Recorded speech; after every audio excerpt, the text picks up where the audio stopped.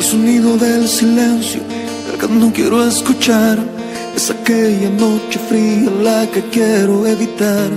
El sentirme descubierto cuando el sol me quemará.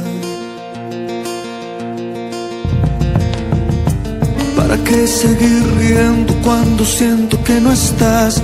¿Para qué quiero los mares si mi barco se hundirá? ¿Para qué seguir viviendo si a lo lejos tú estás?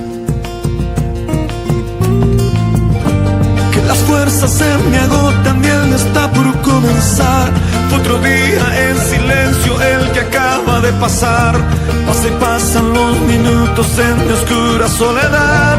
Soledad que se alimenta del silencio de tu boca, esa boca que sonríe pronunciando así mi nombre, aquel nombre que me diste diciendo que sí, mi amor.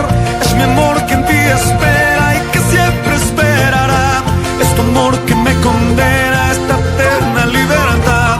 Y aunque pasen mil silencios, pronto sé que me hablará.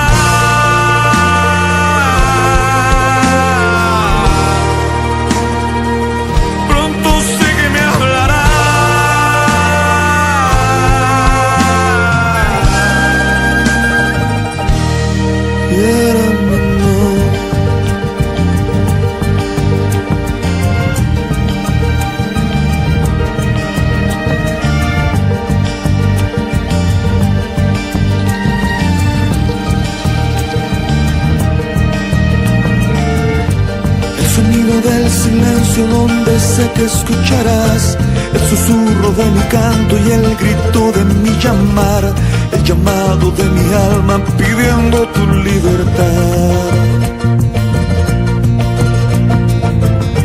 Yo quiero seguir riendo aunque el llanto aquí está, aunque el barco se me hunda, sé que yo podré nadar.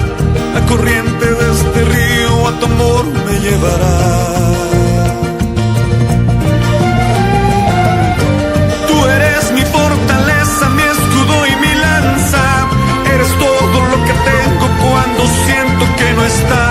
Eres tú mi compañía en esta oscura soledad.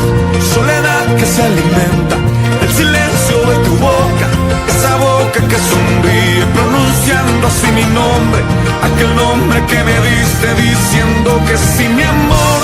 Es mi amor que en ti espera y que siempre esperará. Es tu amor que